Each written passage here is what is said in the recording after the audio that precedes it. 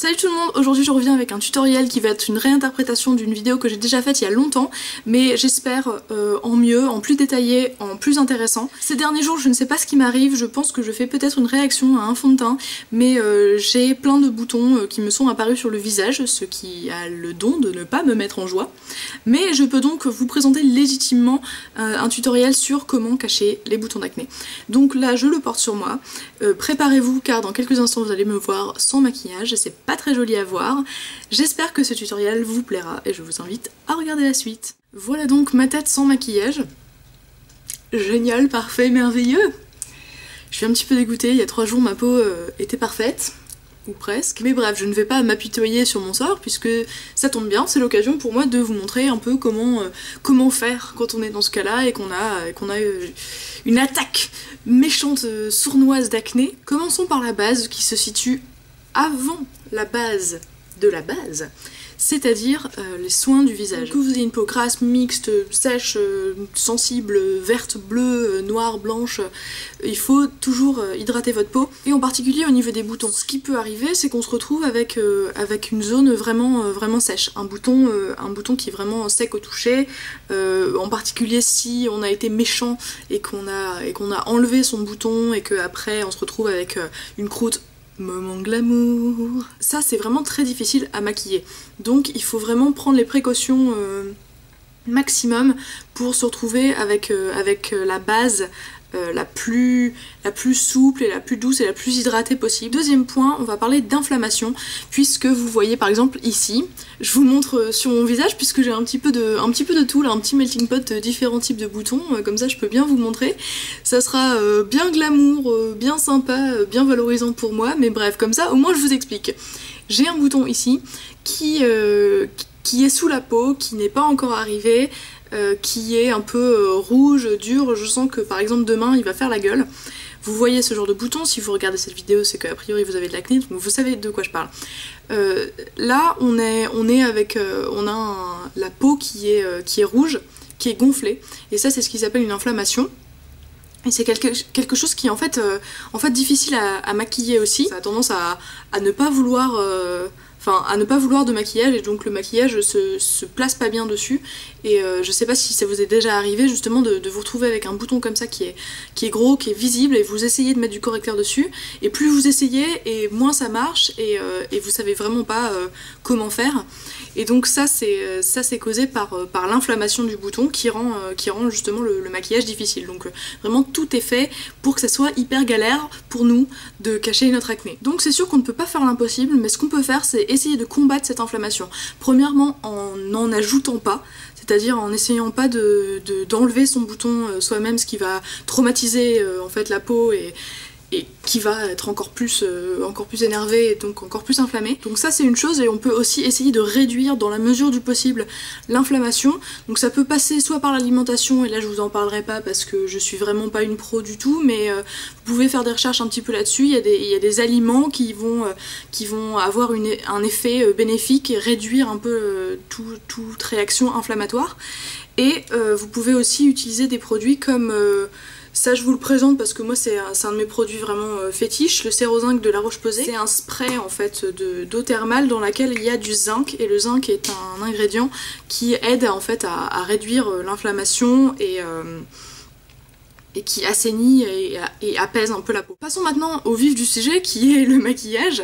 Le premier conseil que je peux vous donner, et celui-là je l'ai pas inventé, je le tiens de Lisa Eldridge qui a fait une vidéo sur comment cacher l'acné. C'est une maquilleuse professionnelle, si vous ne la connaissez pas. Je vous mettrai la vidéo qui est très intéressante en barre d'infos. Par contre elle est en anglais. Donc le premier conseil en question, c'est en ce qui concerne la base qu'on va mettre sur son teint, donc le fond de teint ou la bébé crème ou la CC crème ou la crème teintée, bref, tout ce qui va constituer un peu la base de notre maquillage. Souvent le réflexe quand on a de l'acné, c'est de se dire ma peau est moche, ma peau est dégueulasse, donc je vais prendre un fond de teint hyper couvrant et je vais en mettre sur tout mon visage, comme ça sera fait. c'est pas forcément une bonne idée. C'est sûr que je ne peux vous conseiller que dans une certaine mesure, c'est-à-dire que si votre peau a une acné vraiment très sévère, là ça va peut-être être justifié pour vous d'utiliser un fond de teint très couvrant sur tous les endroits de votre visage parce que vraiment tout votre visage est recouvert de boutons, ce qui peut arriver. Mais de manière générale, ce qu'on va essayer de faire, c'est d'avoir une base la plus naturelle possible en fonction de notre peau, donc c'est-à-dire si vous regardez entre vos boutons, parce que vous avez des boutons à certains endroits, mais vous avez aussi à d'autres endroits de votre visage, je l'espère pour vous, de la peau qui est relativement en bon état. Donc si vous regardez à ces endroits-là, est-ce que vous avez vraiment besoin d'une grosse couvrance? A priori, pour la plupart des gens, ça va être, vous avez besoin d'une couvrance moins importante que ce que vous pouvez penser. Donc l'idée, ça va être de partir sur une base relativement naturelle qui va laisser notre peau un peu transparaître et avoir un visage humain plutôt qu'un masque. Et après, de venir cacher les boutons particuliers. Il peut y en avoir beaucoup, mais de venir les cacher comme ça un par un. De façon plus mastoc et plus marquée. Moi j'hésite, je peux partir soit sur ma bébé crème d'Herborian, qui est celle-ci, soit sur mon fond de teint Healthy Mix Serum de chez Bourjois, qui est vraiment un très bon fond de teint. Je pense que je vais partir sur la bébé crème. Pour rendre les choses plus simples, je vais appliquer ça au doigt. Bien sûr, je me suis lavé les mains. C'est très important d'avoir une hygiène irréprochable quand on veut cacher ces boutons. Me revoilà donc avec ma bébé crème appliquée. J'ai aussi rajouté un petit peu d'anti-cerne, un peu de crème dans mes sourcils. Comme ça, je suis partie pour vous montrer comment je cache mes boutons. Puisque oui, j'ai mis ma base, mais il reste encore des imperfections visibles. C'est logique. Puisque justement on part sur quelque chose de naturel, donc c'est pas suffisant pour cacher les boutons. Ensuite on va passer bien sûr au clou du spectacle qui est le correcteur. Alors ce que vous ne voulez pas faire, c'est utiliser des correcteurs de ce type là, qui sont en fait des anti-cernes qui se présentent avec un pinceau comme ça. Il y en a de plein de sortes, de plein de marques, etc. C'est fait pour se mettre en dessous des yeux, mais souvent c'est pas assez couvrant, ça peut avoir un effet un petit peu illuminant, donc c'est quelque chose qui est très sympa sous les yeux, mais si vous le mettez sur vos boutons, au mieux ça va pas se voir et au pire ça va attirer la lumière sur votre bouton, donc ça va être encore pire. Donc ce qu'il faut que vous fassiez, c'est soit partir sur un correcteur qui va vous servir à la fois pour cacher vos cernes et pour cacher vos boutons, ce qui peut arriver parce que c'est vrai qu'on n'a pas forcément ni l'envie ni le budget d'avoir deux correcteurs différents. Donc à ce moment là, moi je peux vous conseiller de partir sur ce que je trouve bien, c'est-à-dire l'anti-cerne éclat de chez Nars. Qui porte le nom éclat à l'intérieur, donc on a l'impression que ça va refléter la lumière, etc. Mais pour l'avoir testé de nombreuses fois, je trouve qu'il est très bien aussi pour cacher les boutons. Un autre qui cache super bien, qui tient super bien et qui a l'avantage d'avoir une protection solaire, c'est celui-ci, le Double Wear d'Estée Lauder. Je dis protection solaire puisque c'est le fait d'avoir une protection solaire, ça va aider vos marques résiduelles d'acné à disparaître plus vite. C'est-à-dire que le soleil, ça peut avoir tendance à les faire marquer un petit peu plus, en particulier si vous avez la peau foncée. Et enfin, si vous avez un budget un petit peu plus serré, il y a le Fit Me de Maybelline qui est vraiment top. Moi, c'est vraiment un de mes anti-cernes préférés. Donc, il se trouve plus vraiment sur le commerce en ce moment, mais vous pouvez encore le commander sur divers sites internet. Et après, vous pouvez bien entendu partir sur un correcteur qui sera uniquement dédié à cacher vos boutons. Donc pour ça, moi mon favori de chez Favori, c'est le Full Cover de Make Up For Ever qui est un achat relativement cher, mais vraiment en fait au bout du compte économique, puisqu'on en utilise vraiment très peu et c'est quelque chose de vraiment très couvrant. Ou encore un autre correcteur vraiment adapté aux problèmes d'acné qui est le Derma Blend de chez Vichy. Je l'ai pas avec moi puisque je l'ai terminé, mais ça peut être aussi un bon investissement puisqu'il est vraiment formulé pour les peaux qui ont des problèmes d'acné. Il a une couvrance très intéressante. Donc moi ce que je vais faire maintenant pour vous montrer, c'est que je vais utiliser un anti-cerne de chacune de ces catégories que je vous ai présentées. D'un côté je vais utiliser mon anti-cerne éclat de chez Nars et je vais aussi utiliser mon full cover, comme ça je vous montre un petit peu comment je procède avec les deux. Vous pouvez bien entendu vous servir de vos doigts, mais d'expérience je trouve que c'est beaucoup plus efficace de se servir de pinceau. J'ai deux catégories différentes de pinceaux à vous présenter. Encore une fois, vous faites un choix parmi ce que je vous présente. Mais d'une part, vous allez avoir besoin d'un pinceau tout petit. Je vous en présente quelques exemples, mais vous en avez bien sûr d'autres. Celui-ci, le 219 de chez MAC, qui paraît pas si petit que ça, mais qui a quand même un bout un petit peu pointu, ce qui va permettre de venir juste mettre le correcteur comme ça en pointe avec le bout. Ou vous pouvez partir sur tout ce qui est pinceau à lèvres. Donc celui-ci c'est un de chez Makeup Forever, mais vous en avez dans toutes les marques et des pas chers, etc. Et enfin il y en a un qui est particulièrement bien aussi, c'est un de Real Techniques qui est le Detailer Brush. Qui sert justement, qui a été fait pour appliquer du correcteur, et en fait il a un bout vraiment très pointu, je sais pas si vous pouvez voir, mais il va permettre d'appliquer en mode limite Photoshop quoi, parce que le bout est vraiment très fin. Et enfin le deuxième type de pinceau, moi c'est vraiment si je ne devais utiliser qu'un seul pinceau dans ma vie, ce serait un pinceau comme ça. Là j'en ai deux à vous présenter. En fait le principe c'est que ce soit un pinceau un petit peu gros, un petit peu dodu, un petit peu fluffy, qui va vous permettre de fondre bien la matière, de l'appliquer tout en l'étalant et en faisant un fini vraiment très naturel. Donc pardon, celui-ci est un petit peu sale puisque je viens de m'en servir pour estomper mon anti-cerne. Celui-ci c'est le Deluxe Crease Brush de Real Techniques qui vient dans le starter set, et celui-ci qui est merveilleusement bien aussi. C'est pas vraiment exactement un dupe, mais presque. Il est vraiment super, c'est le 213 de chez Kiko. Les deux ont des poils extrêmement doux, ce qui fait que ça va pas venir irriter en plus votre peau, ce qui est important quand on a des boutons. Donc encore une fois, je vais me servir des deux pinceaux pour vous montrer. Je vais utiliser donc celui-ci de Real Techniques et celui-ci de chez Kiko. Commençons par vous montrer comment je procède avec l'anti-cerne de chez NARS. Il se présente comme ça sur un embout applicateur en mousse, et je vais venir en mettre là où j'en ai besoin. Par contre, ce qu'il faut savoir, c'est que quand vous avez un bouton qui est actif, donc qui est en mode infecté, qui est éventuellement ouvert ou quelque chose comme ça, c'est important de ne pas aller mettre directement son applicateur comme ça dessus, puisque vous allez attraper des bactéries et vous allez après les remettre dans le tube, et après voilà, vous êtes foutu, vous allez mourir. Non, bref, c'est pas très hygiénique, et après par la suite vous risquez fortement de répandre les bactéries que vous aviez avant et de justement répandre un peu comme ça votre acné. Donc c'est important de prendre des précautions supplémentaires quand on a des soucis d'acné. Donc vous pouvez venir en mettre là où vous n'avez pas de boutons qui sont actifs. Moi par exemple je vais vous montrer ici, puisque ça en fait c'est pas un bouton d'acné, c'est une cicatrice parce que j'avais un grain de milium, si vous savez ce que c'est, et je me suis fait enlever chez le dermato hier.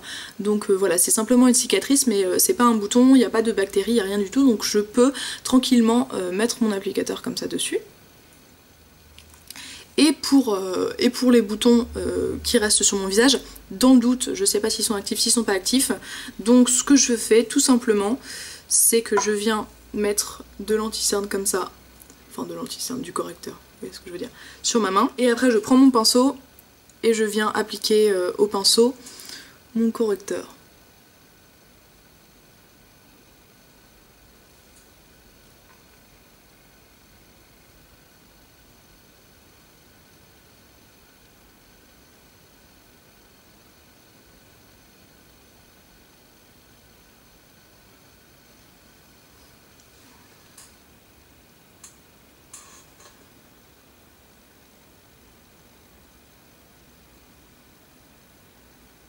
Une fois donc que j'ai appliqué comme ça mon correcteur sur les différents endroits de mon visage qui peuvent en avoir besoin, je vais venir estomper ça avec mon pinceau. Et ce que j'aime bien faire, et ça c'est une astuce que je vous conseille fortement, c'est de commencer par mettre votre correcteur là où vous en avez besoin, sur tout votre visage, sur vos 250 boutons si vous en avez besoin. Et après seulement, une fois que vous avez tout mis, de revenir l'estomper au correcteur, plutôt que de faire je mets, j'estompe, je mets, j'estompe. Et en fait ce que ça va faire, c'est que ça va permettre au correcteur de s'accrocher un petit peu à la peau, de sécher légèrement, de commencer légèrement à sécher, ce qui fait qu'il va mieux s'accrocher, et au moment où vous allez l'estomper, il va moins avoir tendance à simplement s'en aller, se faire la malle, et puis après vous devez le refaire. Donc je trouve que c'est une bonne astuce. Et donc je vais venir avec mon pinceau de chez Kiko, tapoter tout doucement, comme ça, un petit peu autour, pour qu'on ne voit plus les contours. Donc je vous remontre sur un autre bouton qui est par exemple celui-ci. Donc je tapote un peu pour pousser la matière bien là où on en a besoin. Et après je vais plus vraiment toucher au bouton lui-même, mais je vais aller autour, et là je peux appuyer un petit peu plus fort pour bien estomper. Je vais aller autour, estomper les contours de mon correcteur. Voilà, pour qu'on ne voit pas la délimitation. Et le fait de faire comme ça, ça va en fait permettre d'avoir plus de correcteur au niveau où vraiment on en a besoin, donc sur le bouton pile lui-même, et après de bien estomper. Vous voyez, on peut aller un petit peu loin, voilà, on fait attention que les contours ne se voient pas du tout. Et donc on a un espèce de dégradé quoi. Si on est ici, on n'a presque pas de correcteur, et puis au fur et à mesure qu'on arrive pile sur le bouton, là on a une couche plus importante de correcteur, mais on n'en voit pas les contours. Donc je continue à estomper. Et ne vous inquiétez pas si en estompant vous avez l'impression que du coup vous faites réapparaître votre bouton. N'hésitez pas à ce moment-là à venir remettre un petit peu de correcteur avec votre petit pinceau aux endroits où vous en avez besoin. Donc moi par exemple je vais remettre un petit peu ici, et vous réestompez. Et en faisant, vous verrez vraiment qu'en faisant des couches fines comme ça, les unes par-dessus les autres, c'est comme ça que vous allez avoir la meilleure couvrance au bout du compte, et la meilleure tenue. Alors que si vous en mettiez beaucoup plus à la base, et ben sur le moment vous pouvez avoir l'impression que c'est bien, mais ça va moins tenir, et puis surtout vous allez avoir un résultat moins naturel. Note, si j'ai choisi de cacher ce bouton là particulièrement à l'anti-cerne de chez Nars, il y a une raison, il y a même deux raisons. Premièrement, c'est que c'est un bouton qui était un peu en mode en train de partir, donc il avait un peu une croûte, ce qui fait qu'il était un peu sec. Et désolé, hein, c'est pas très glamour, mais il faut rentrer dans les détails pour vous donner les meilleurs conseils possibles. Donc, comme il était un petit peu sec, c'est bien de partir sur une matière qui elle-même est pas trop asséchante, et celui ici, il est légèrement un peu hydratant, alors que le full cover il a tendance à être vraiment sec. Donc ça c'est la première raison. Deuxième raison, c'est que cette zone-là est une zone qui a tendance à avoir un peu des poils, enfin du duvet, même si on s'épile à la pince, moi c'est mon cas, il reste quand même un duvet qui est plus important ici que par exemple ici ou là quoi. Donc même chose, si vous partez sur une matière qui est trop sèche, elle va être visible dans votre duvet, et donc vous allez avoir quelque chose de moins naturel au bout du compte. Et maintenant full cover, là vous n'avez pas vraiment le choix, vous n'allez pas venir appliquer comme ça du bout du truc, parce que ça serait pas pratique du tout, et puis ça serait pas hygiénique non plus. Donc pareil, on en met un petit peu sur sa main. On n'a vraiment pas besoin d'en mettre beaucoup. Par exemple, vous voyez, moi j'ai mis juste ça, ce petit pâté, et je pense que ça va largement suffire à faire mes quelques 4 boutons qui restent. Donc pareil, j'en mets un petit peu sur mon pinceau, juste comme ça sur le bout, hein, on y va doucement, et je vais venir appliquer là où j'en ai besoin.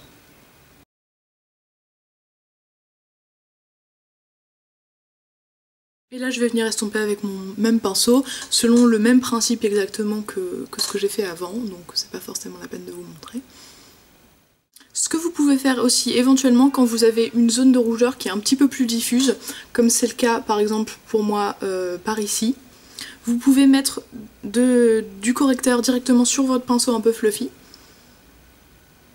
et venir un peu tapoter, faire des petits mouvements comme ça circulaires sur la zone de rougeur. Encore une fois, c'est le genre de technique qui peut vous éviter de partir sur un fond de teint trop couvrant, mais de quand même cacher des zones un petit peu plus grandes de rougeur. Donc là en fait on a un peu la preuve de ce que je vous disais au début, c'est-à-dire que quand on a des boutons qui sont inflammés, ils vont être plus difficiles au bout du compte à cacher. Et c'est pas forcément une question de correcteur puisque j'ai utilisé mon full cover ici et là, et j'estime que mes boutons sont bien cachés, mais ceux-ci, ces deux-là qui sont particulièrement inflammés, et on a du mal à les faire disparaître complètement. Et là pour moi j'ai envie de vous dire qu'il faut se faire une raison.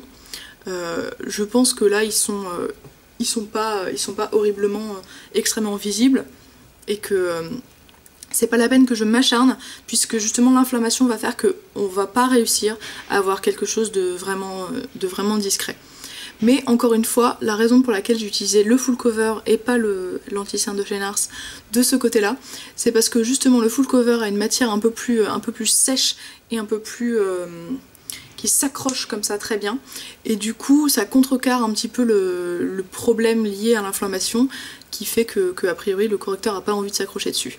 Donc si je pars sur une matière plus fondante, plus crémeuse comme celui de chez NARS, je risque d'avoir encore plus de mal à faire que mon correcteur s'accroche dessus. Donc c'est la meilleure option pour ce type de bouton là. Et enfin la dernière étape qu'il est important de ne pas oublier une fois qu'on a fait tout notre beau travail de correction, c'est de venir poudrer. Donc moi je vous présente cette poudre là qui est la Rimmel Stay Matte, qui a l'avantage de ne pas être chère du tout et d'être vraiment efficace. Je ne vais pas vous en présenter d'autres parce que vraiment les poudres c'est pas mon domaine d'expertise, donc voilà, je sais très bien que celle-ci est bien. Et donc on va venir poudrer. Si vous avez la peau grasse vous pouvez poudrer tout votre visage. Moi par contre ma peau est normale à tendance un peu sèche, donc je vais pas du tout avoir envie de poudrer tout mon visage, mais ça n'empêche qu'il faut pas que j'oublie de poudrer les zones que j'ai cachées. Donc si vous voulez poudrer tout votre visage, vous pouvez partir sur un gros pinceau comme ça, un gros pinceau à poudre, celui-ci est de la marque Sephora, mais bon peu importe. Et si vous voulez poudrer de manière plus localisée les endroits où vous avez fait des corrections, c'est bien de partir sur un pinceau plus petit, qui va vous permettre plus de précision donc. J'ai celui-ci de chez Real Techniques qui est le Setting Brush.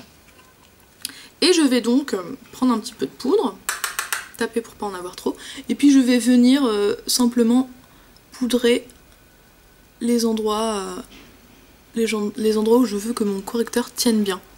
Et en fait le fait de rajouter de la poudre par-dessus, ça va simplement permettre de fixer un petit peu votre correcteur. Et voilà, la base de mon maquillage est terminée, j'ai caché mes boutons. Alors après vous pouvez bien sûr vous amuser à vous faire un smokey, à mettre du rouge à lèvres, à mettre du blush, à faire tout ce que vous voulez, tout le maquillage que vous voulez, mais ça sera fini pour moi pour aujourd'hui. J'espère que ce tutoriel vous a plu, qu'il vous a été utile surtout, et n'hésitez pas à poser des questions ou à donner vos propres astuces en commentaire. Sur ce, je vous souhaite une très bonne journée, une très bonne soirée, et je vous dis à très bientôt. Salut!